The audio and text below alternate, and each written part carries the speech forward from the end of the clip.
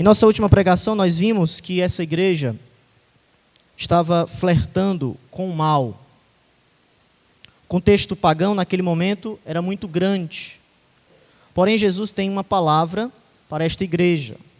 E a mensagem central de todos esses versículos é essa. Precisamos sermos convencidos de que nunca devemos flertar com o mal. Precisamos nos livrar da falsa aparência do pecado para que possamos vê-lo como Jesus é. Precisamos nos arrepender dos nossos pecados. Essa é a mensagem central de todos esses versículos. Um ponto interessante que eu observei ao decorrer dos meus estudos é o seguinte: parece haver uma certa progressão nessas três cartas do meio: Pérgamo, Tiatira e Sardes.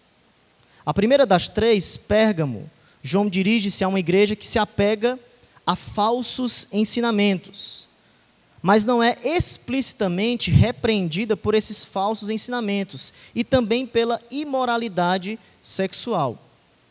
A segunda das três, mais à frente, Tiatira, é repreendida por tolerar Jezabel, que ensinava os servos do Senhor a cometerem imoralidade sexual e a comer comidas sacrificadas aos ídolos. A terceira, Sardes, está morta. E nessa progressão, eu fiz uma pergunta que eu acredito que eu obtive a resposta. Como uma igreja morre? Vou repetir. Como uma igreja morre?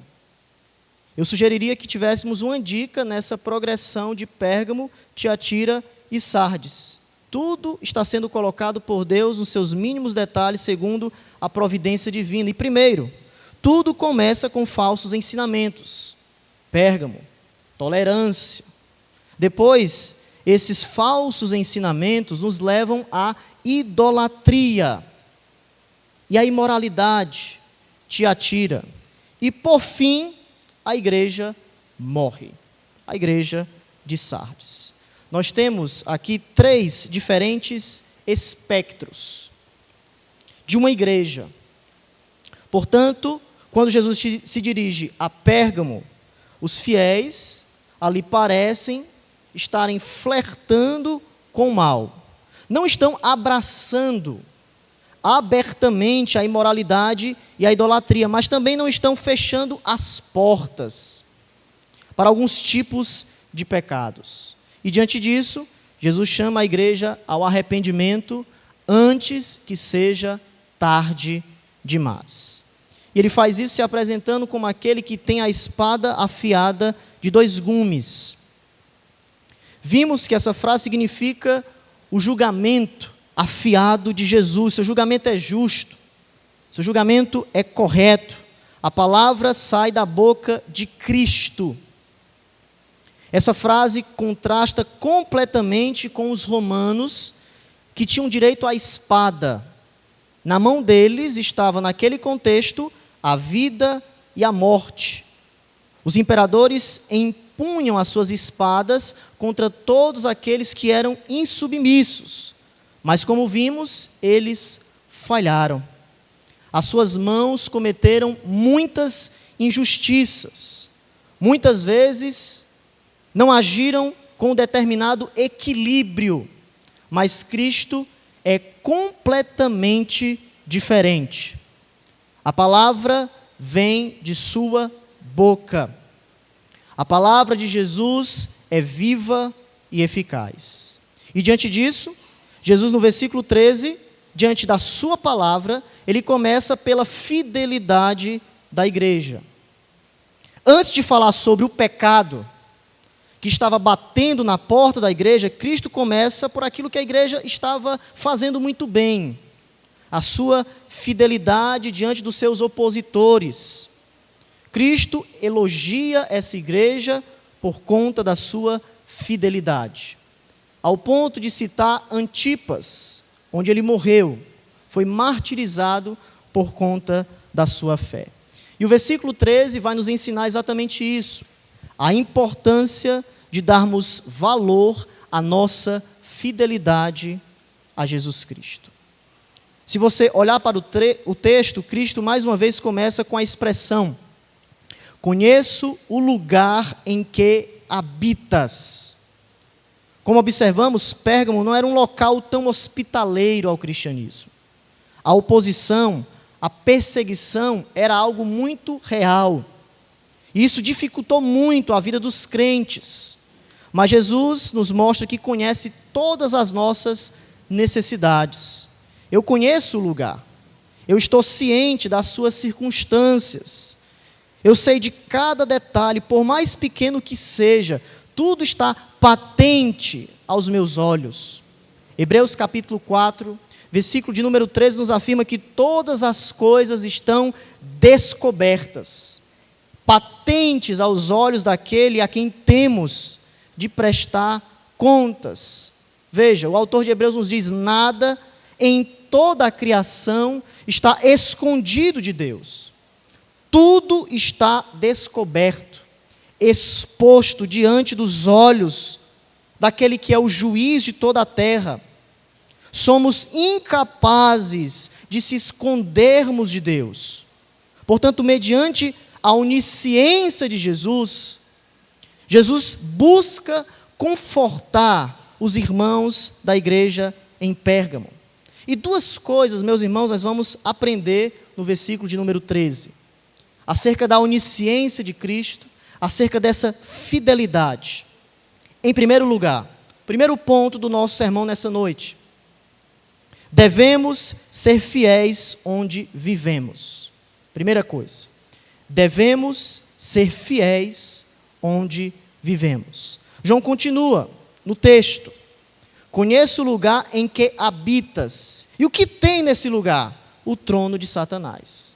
Conheço o lugar em que habitas, onde está o trono de Satanás. E veja como ele finaliza o versículo de número 13: onde Satanás habita. João repete para dar ênfase ao seu ponto de que devemos ser fiéis, não importa o que aconteça, onde estivermos. Eu não sei você, mas quando eu li essa frase eu fiquei impactado. É uma frase marcante. Jesus sabe onde moramos, mas principalmente o que temos passado. Esses irmãos de alguma forma estavam convivendo com a influência de Satanás. O que significa essa habitação de Satanás ou o trono de Satanás nessa passagem? Nós temos algumas sugestões. Primeiro, pode se referir ao altar a Zeus, que naquele contexto era muito idolatrado, o deus da guerra. Segundo, também ao santuário de Esculápio, o deus grego da cura. Mas, em terceiro lugar, tudo indica, nós temos aqui a idolatria ou culto imperial. Tudo indica que João esteja se referindo ao culto imperial. Poderia estar se referindo a todos esses tipos de idolatria. O trono de Satanás era algo muito marcante naquele contexto. Mas o trono imperial era o centro do paganismo naquele contexto onde esses irmãos estavam vivendo. Era o centro. Diante daquelas igrejas da Ásia Menor, Pérgamo era o local onde mais se idolatrava o imperador. E naquela época o imperador era a influência mais religiosa, mais poderosa da cidade. A simples frase a se repetir ou se recusar, Cristo, ou melhor dizendo, César é Senhor, poderia levar à morte. E é interessante que, já que era o centro do culto imperial naquela época, nós começamos a observar nesse contexto que Pérgamo era obcecado pelo amor ao Estado. O patriotismo dessas pessoas havia cruzado a linha da idolatria. Não se alinhar entusiasticamente com a preeminência, a política do Estado, era deixar de ser um bom cidadão. Para ser um cidadão em Pérgamo, eles precisavam adorar o imperador, cultuar o imperador. Não adorar a César era cair na espada da morte ou da vida.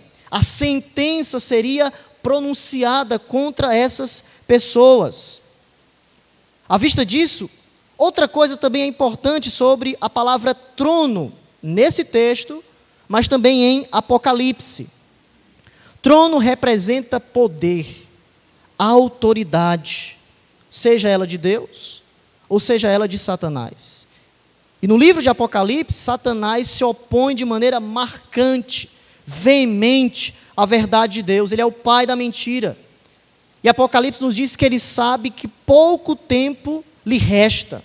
Nesses últimos dias, Satanás tem feito tudo aquilo que lhe cabe para perverter, cegar os homens diante da falsa religiosidade. Perceba, por detrás de todo aquele paganismo, isso é muito interessante, espiritualmente, Satanás estava presente. Os habitantes estavam adorando vários deuses, várias deusas, mas João nos ensina que por detrás disso, o diabo, Satanás, estava influenciando muitos corações para a falsa adoração. E um texto que nós lemos nessa noite, eu convido mais uma vez os irmãos a abrirem, 1 Coríntios, capítulo de número 10, onde Paulo nos diz sobre a importância de fugirmos da idolatria. Corinto também é uma cidade muito pagã.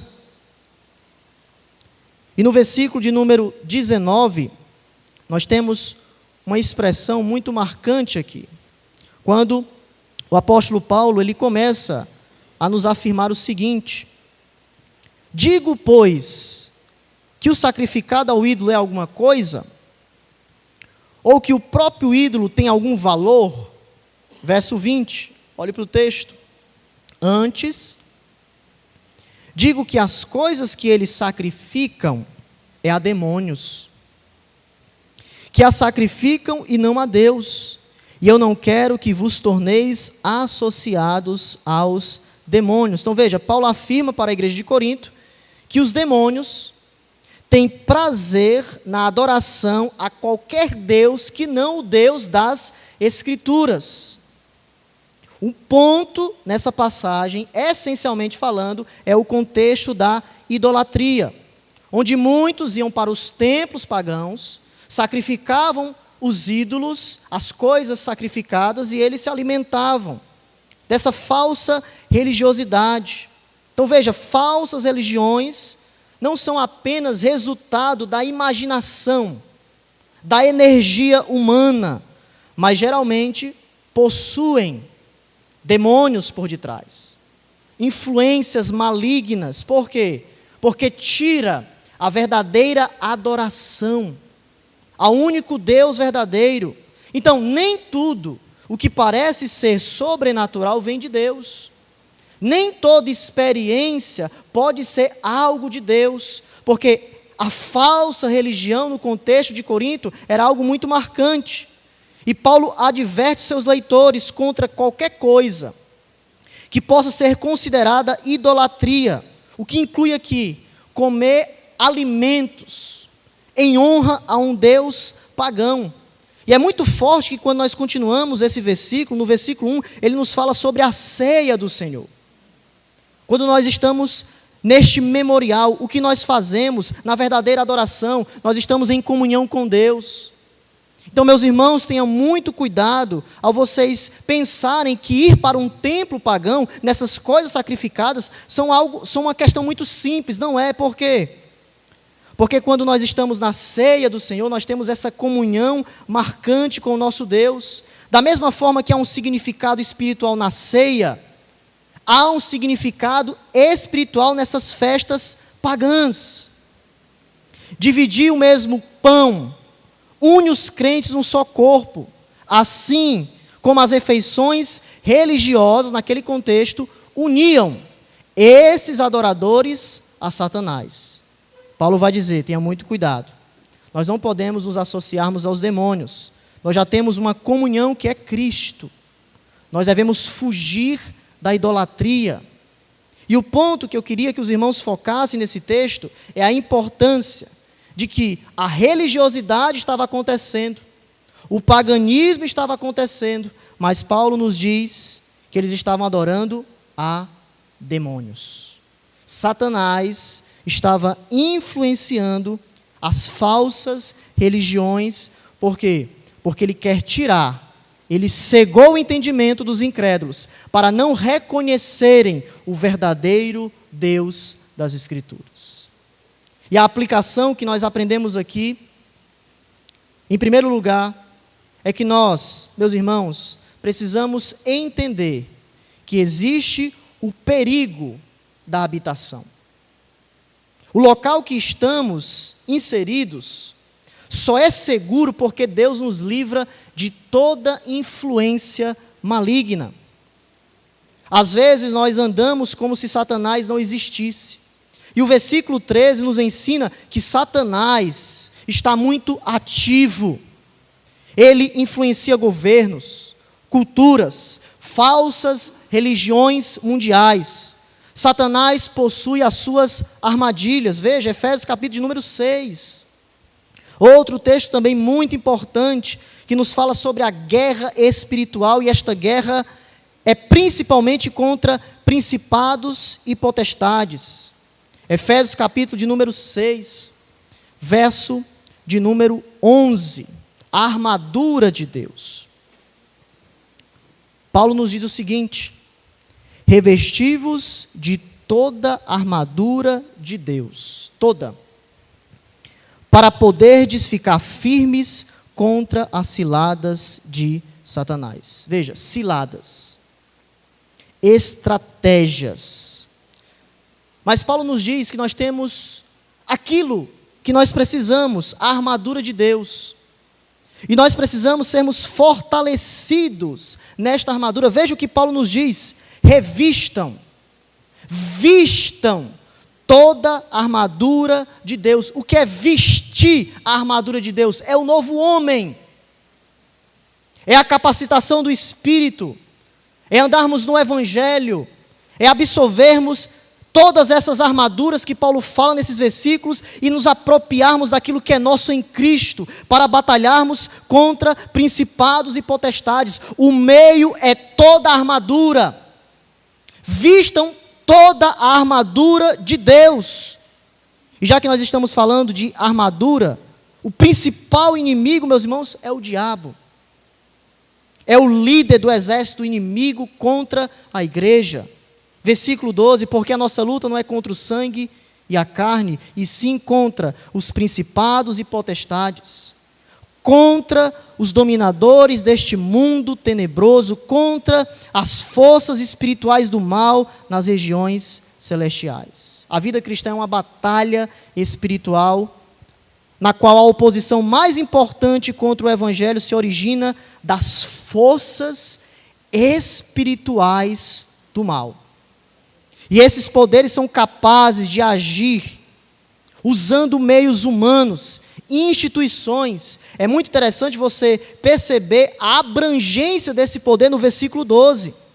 Paulo fala de dominadores, principados, potestades. Veja, Paulo está abrangendo esta luta espiritual, a abrangência do poder inimigo.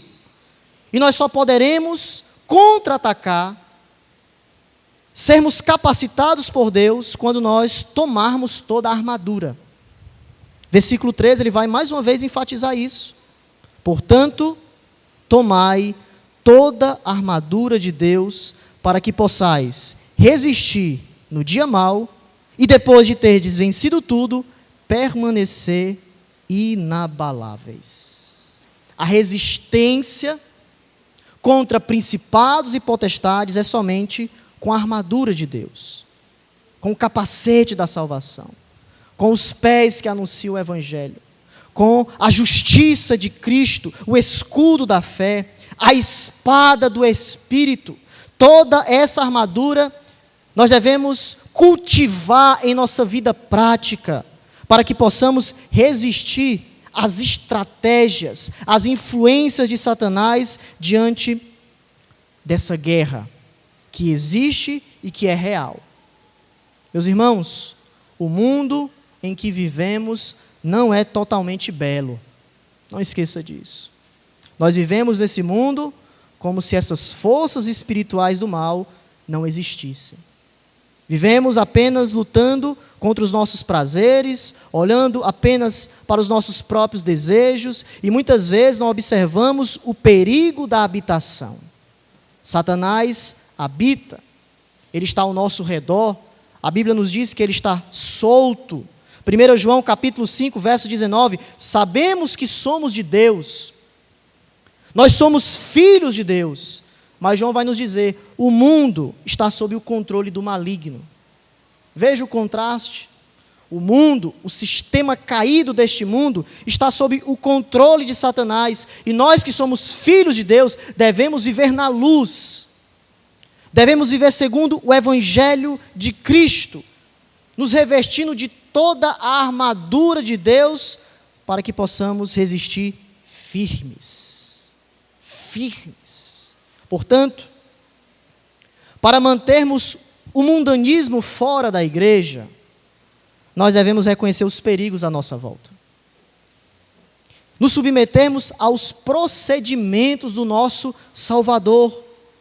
Desse modo, meus irmãos, eu fiquei me perguntando onde estaria possivelmente o trono de Satanás em nosso mundo ordierno. No mundo em que vivemos, onde possivelmente estaria o trono de Satanás? Ele pode estar se manifestando de várias formas, governos, ideologias pagãs, falsas cosmovisões. A internet está cheia da falsa religiosidade e muitas vezes nós estamos nos alimentando do falso evangelho. Devemos ter muito cuidado com o trono de Satanás à nossa volta. O mundanismo quer ganhar força, quer adentrar aos nossos lares, às famílias. Porque se nós não ensinarmos os nossos filhos, outras pessoas vão ensinar os nossos filhos. E se tem uma coisa que Deus testificou em meu coração, olhando para esse texto, diante da providência divina, diante dos acontecimentos que nós estamos vivendo, eu tenho para mim que Satanás tem cirandado em nossa comunidade. De alguma forma, Satanás está furioso. Mas sabe o que é que está acontecendo? Nós estamos brincando de sermos crentes. Satanás, de alguma forma, tem influenciado, adentrado, e nós não estamos contra-atacando com a armadura de Deus, com o revestimento do Senhor.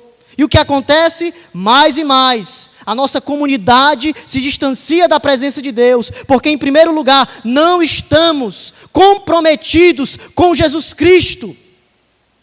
Se nós não estivermos comprometidos com Jesus Cristo, Satanás aproveita todas as brechas e lança todas as dúvidas, todas as divisões, e nós não testemunhamos o poder salvífico de Cristo. Por quê? Porque nós não estamos nos revestindo da armadura de Deus. Isso é muito sério. Tomai toda a armadura de Deus. Hoje pela manhã nós perguntamos uns aos outros em nosso IBD, e já que você não pôde vir, eu convoco você, a EBD está funcionando. Está ativa. Venha para a escola bíblica dominical aprender sobre Jesus. Meus irmãos, quantas vezes na semana nós pegamos nas escrituras? Quantas vezes nós temos orado ao nosso Deus? Nós devemos ter muito cuidado com as falsas influências que nós temos recebido, e quando menos nós esperamos, nós estamos vivendo nessas influências. E quando nós olhamos para a nossa vida, olhamos para trás, nós estamos se distanciando de Jesus. Parece que o mundo tem ganhado terreno, parece que nós não sentimos mais a presença de Deus, nós não temos mais sensibilidade para as coisas de Deus. Eu só vejo uma coisa nas Escrituras, é porque nos falta a sensibilidade por Jesus. Portanto, meus irmãos, cada um de nós devemos estarmos alertas. Jesus liga o sinal vermelho para nós. O sinal de que nós devemos recorrer ao Senhor em oração. É a primeira coisa. O Senhor nos ensina a de fato sermos crentes. Senhor, me capacita a ser um crente melhor em Jesus. Senhor, me capacita a estar sempre procurando ir para os cultos, ir para o culto de oração, buscar a Tua presença, ter prazer em estar na comunidade, no culto, na igreja local. Recorrermos ao Senhor em oração é a primeira coisa que devemos pedir, fazer. Pedimos sabedoria, mas principalmente, juntos, vivermos para a glória de Deus através da sua palavra. Como Paulo diz, nos revestindo de toda a armadura de Deus. Toda a armadura. Essa é a primeira aplicação. Cuidado onde você tem vivido, na sua habitação, o que você tem recebido, quais são as influências que você tem visto nos últimos dias. Cuidado. De alguma forma, Satanás pode querer influenciar ou apagar o seu fervor por Cristo. Devemos ter muita sensibilidade e só seremos sensíveis quando tomarmos toda a armadura de Deus. Mas nós temos também aqui, no trono de Satanás, uma segunda aplicação.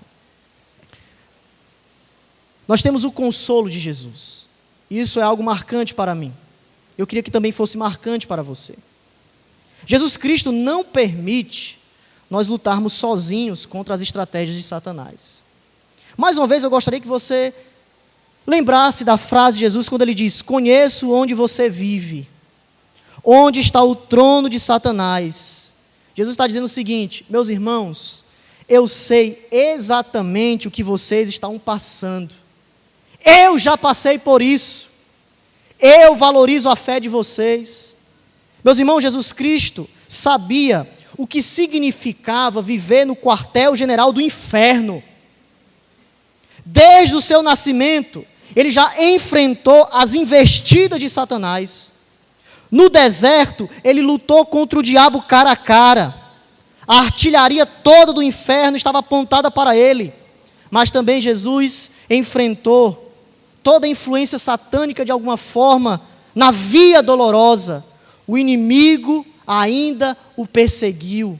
Ou seja, em todo o ministério de Cristo, Jesus enfrentou demônios, Jesus enfrentou hostes celestiais, dominadores, príncipes, exorcizou várias pessoas para dizer: o meu reino está próximo, o meu reino está convosco. E aqui ele está dizendo para a igreja: eu venci a morte, eu estou à direita de Deus, eu sei tudo que vocês estão passando, porque eu já passei por essa pressão demoníaca. Não esqueça, cada revelação de Cristo a determinada igreja é contextual. Jesus se compadece da igreja, Jesus tem comunhão com a sua igreja, e basicamente Jesus está dizendo o seguinte: eu conheço as suas batalhas, porque eu já sofri essas batalhas. Satanás já quis tentar me tirar do foco. Eu conheço, meus irmãos, em Pérgamo, a sua sinceridade, a sua obediência. Eu tenho visto as tentações que estão confrontando os vossos corações. Eu sei que não é fácil ser crente no local em que você habita. É difícil, pastor, mas Jesus sabe. Ele disse para a igreja em Pérgamo: é difícil, porque de alguma forma Satanás tem ganhado força, mas Jesus disse: eu já passei por isso. Eu sei a pressão das flechas do inimigo na minha consciência. Que bênção, meus irmãos, essa noite sabemos que a onisciência de Cristo está ao nosso favor, o consolo de Cristo, aqui está a nossa verdadeira alegria. Quando Satanás lhe esbofetear por todos os lados, como fez com o apóstolo Paulo, responda no Evangelho: a minha graça te basta. Não foi isso que Jesus fez? Ele respondeu a Satanás com a espada de dois gumes. Tentado, golpeou a Satanás. Está escrito: não só de pão viverá o homem. Mais à frente ele afirmou: está escrito, não tentarás o Senhor teu Deus. E finalmente, Jesus afirmou: está escrito, adorarás ao Senhor teu Deus e só a Ele servirás. Jesus já sabia o que era ser tentado, a pressão contra demônios, potestades. E ele está dizendo para a igreja em Pérgamo: vocês devem fazer a mesma coisa, o meu consolo está convosco, utilizem a minha palavra contra todos os vossos adversários.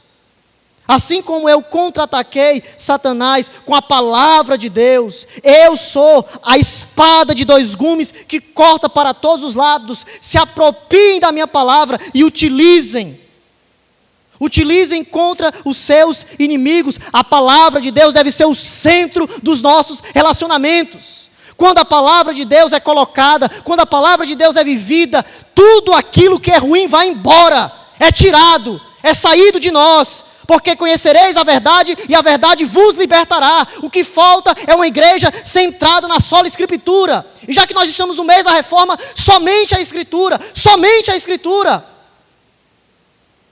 Meus irmãos, nós precisamos, diante das tentações, diante dos nossos deslizes, dos ataques demoníacos, das lutas que nós temos enfrentado, da palavra de Deus, da palavra do Senhor.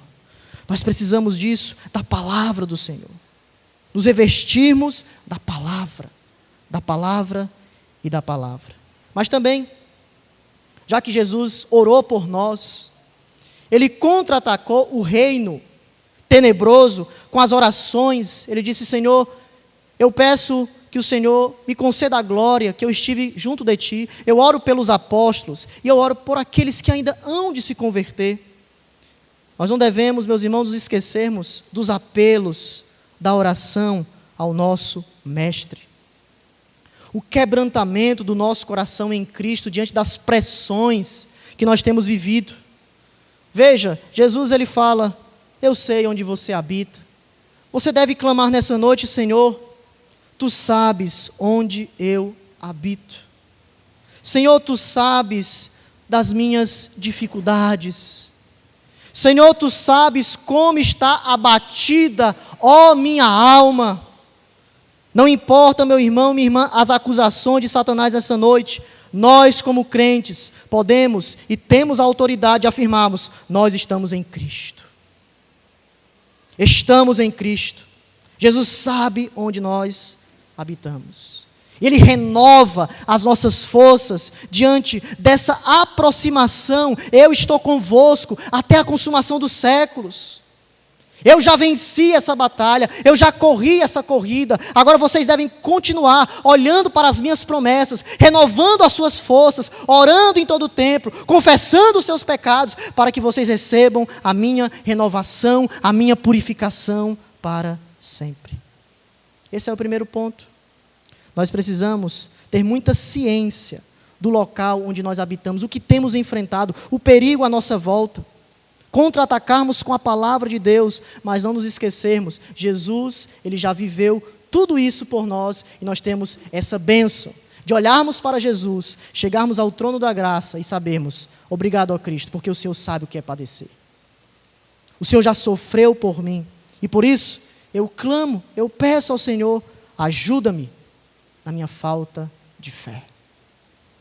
Segundo ponto do nosso sermão é que devemos ser fiéis em nosso testemunho. Primeiro, em nosso local onde habitamos. Mas segundo, em nosso testemunho. O versículo 13 nos mostra que esses irmãos foram fiéis até o fim.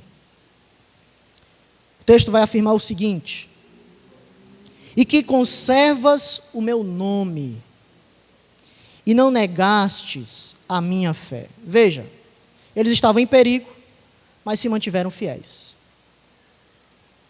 Não devemos nos esquecer que a maioria dos convertidos de Pérgamo veio do paganismo.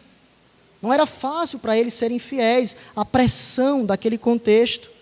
Quem sabe eles sofreram muitas dúvidas por essas pressões sociais, religiosas, para abandonar a Cristo, voltar às práticas pagãs, mas eles conservaram o testemunho de Jesus. Eles foram fiéis à sua confissão. Somente Cristo. Somente Cristo. Não há outro Senhor. César não é mais o nosso Senhor. Somente Cristo. Estamos dispostos a morrermos em prol de Cristo. Basicamente, o que significa conservar o nome de Jesus? Viver para a glória de Cristo. Em todas as ocasiões. Em todas as ocasiões. Essa expressão conservar implica em estarmos agarrados a Jesus. Agarrados em fidelidade, firmes, perseverarmos, avançarmos, mesmo que isso nos leve ao martírio. Essa igreja estava sendo perseguida, mas eles foram fiéis até o fim. E João cita um exemplo muito interessante. Antipas, minha testemunha, meu fiel, o qual foi morto. Não sabemos nada, basicamente, sobre Antipas, mas a tradição sustenta que ele foi o líder dessa igreja. Ele terminou a sua vida queimado até a morte dentro de um touro de latão que existia naquela época, queimado vivo. Depois você colocar Antipas, pastor da igreja, em Pérgamo, você vai ver uma imagem dele dentro de um touro de latão sendo queimado vivo, executado. E o foco aqui de Jesus, que ele destaca, que ele recomenda para nós através desse servo fiel, é a fidelidade até a morte. Uma coisa é certa, este irmão era muito querido. Diante dessa igreja, ele é citado. Com certeza a sua morte trouxe um impacto muito grande para a comunidade, porque ele foi fiel até o fim. Ele se tornou um herói da fé. Antipas pavimentou o caminho do martírio. Ele colocou o padrão. O padrão é muito alto. E o interessante é que o nome Antipas significa contra todos. Ou seja, ele defendeu a sua fé contra todos. Contra as autoridades constituídas, contra os infiéis, contra o paganismo, não importa. Ele avançou, ele perseverou. Antipas foi contra todos. Ele defendeu a sua fé. Primeira aplicação aqui. A importância da nossa reputação. Jesus foca isso. A importância da nossa reputação. Meus irmãos, qual é a nossa reputação diante do contexto hostil em que vivemos? Qual é a nossa reputação? Se você olhar para o texto, perceba os pronomes possessivos que o Senhor emprega para o seu servo. Você permaneceu fiel ao meu nome, veja, meu. Você não renunciou à sua fé em mim. Em mim. Nem mesmo quando Antipas, minha fiel testemunha, veja, meu, em mim, minha testemunha. Isso é muito importante. Será se nós estamos ligados a Cristo, ao ponto de sermos elogiados dessa forma? Cristo está elogiando o testemunho de Antipas. Você está ligado ao meu nome, você está em mim, você é minha testemunha. Meus irmãos, que algo marcante. Nessa noite nós observarmos, eu particularmente fiquei imaginando até onde ia a minha perseverança, até onde ia a minha fidelidade. Será se Cristo poderia olhar para mim nessa noite e dizer: filho, você está em mim. Filho, você é minha fiel testemunha. Filho, você está comprometido. Filho, o seu coração está em mim. Filho, o seu pensamento está em mim. Filha, a sua vida está em mim. Que padrão! Que padrão, meus irmãos, nós temos de fidelidade, de reputação.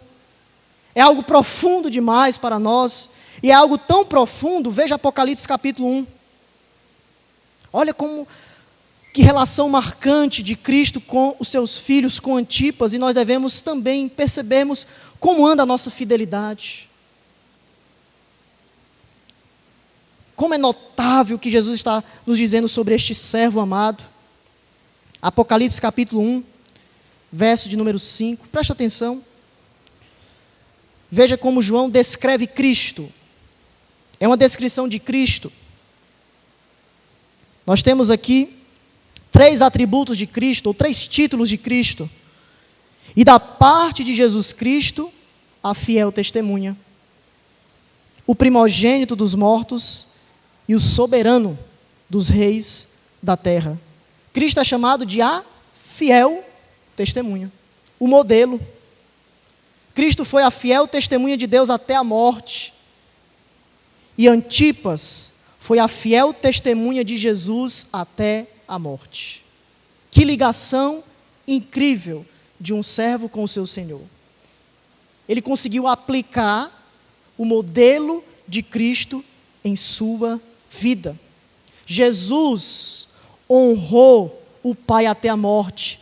Antipas honrou Jesus até a morte. Que exemplo, que modelo. Sermos fiéis até o fim. Até na morte, Antipas lembrou, apontou para Jesus. A importância aqui, meus irmãos, não tem outra coisa do nosso testemunho, ou seja, é a nossa principal força. É o nosso testemunho. A principal coisa que nós devemos focar, o nosso testemunho. Não sermos meros frequentadores de igreja, meros frequentadores de eventos, meros frequentadores de personalidades humanas. As massas estão em todos os locais, mas o ponto é compromisso com Jesus. Porque Antipas tinha compromisso com Jesus, compromisso com a igreja. Ele se doou por essa igreja, ele morreu por essa igreja. Estarmos mais comprometidos com os prazeres de Cristo do que com os prazeres mundanos. Fiel testemunho. O testemunho mais eficiente de um cristão é ser uma fiel testemunha de Jesus. Para Antipas foi o seu martírio. Pode haver maior tributo do que este? Na lápide do seu túmulo estava fiel testemunha. Antipas, fiel testemunha. Meus irmãos, nessa noite, o que você precisa abandonar? O que você precisa fazer para demonstrar o seu amor, a sua fidelidade a Jesus? Você precisa estender a mão para o seu irmão? Você precisa perdoar? Você precisa demonstrar o seu arrependimento? Você precisa demonstrar a sua santidade? Não esqueça, Antipas demonstrou o seu amor, o seu martírio. Que montanhas são dignas de serem transpostas nessa noite? Por quais questões vale a pena dar sua vida? Em que você acredita tão piamente ao ponto de você se sacrificar nessa noite? O cristão sábio conhece as batalhas nas quais ele vale a pena combater. Antipas sabia qual era a sua luta. É ser testemunha de Jesus até a morte. E nós precisamos clamar isso a Jesus nessa noite. A capacidade para demonstrarmos a nossa fidelidade a Cristo de maneira santa, de maneira piedosa. Sermos fiéis a Cristo sem reservas. Sem reservas. Antipas foi fiel até a morte. Ele demonstrou isso. E se somos crentes, filhos de Deus, nessa noite Cristo nos convoca. O que nós precisamos testemunhar para demonstrarmos o nosso amor por Cristo. Nós concluímos que Jesus conta muito com a nossa fidelidade. Ele conta muito. Ele se preocupa com a nossa fidelidade. Ele busca a nossa perseverança. Ele busca o nosso testemunho. Que nessa noite possamos olhar para a nossa vida e vermos aquilo que nós precisamos melhorar para testemunharmos de Jesus verdadeiramente. Ó Cristo, muito obrigado por esse texto, pela Tua palavra, que possamos olhar para o perigo da habitação, mas diante do perigo olharmos para o nosso testemunho. Ó Cristo, que cada um nessa noite possa olhar para si e perguntar a si mesmo nesse autoexame, se Cristo pode nos parabenizar diante do nosso testemunho. Será se estamos sendo fiéis ou infiéis? Antipas foi fiel. Ele estava em ti. Ele morreu contigo. ele foi fiel testemunha, ele seguiu o modelo deste atributo a Cristo que o Senhor próprio evidenciou. Por isso, ó Cristo, nos ajuda a sermos fiéis, a olharmos para o Evangelho, tanto em nossa vida individual, como também em nossa vida coletiva, social, sermos fiéis testemunhas no Senhor. Capacita-nos, ó Santo Espírito, para vivenciarmos essa realidade. Em nome de Jesus. Amém.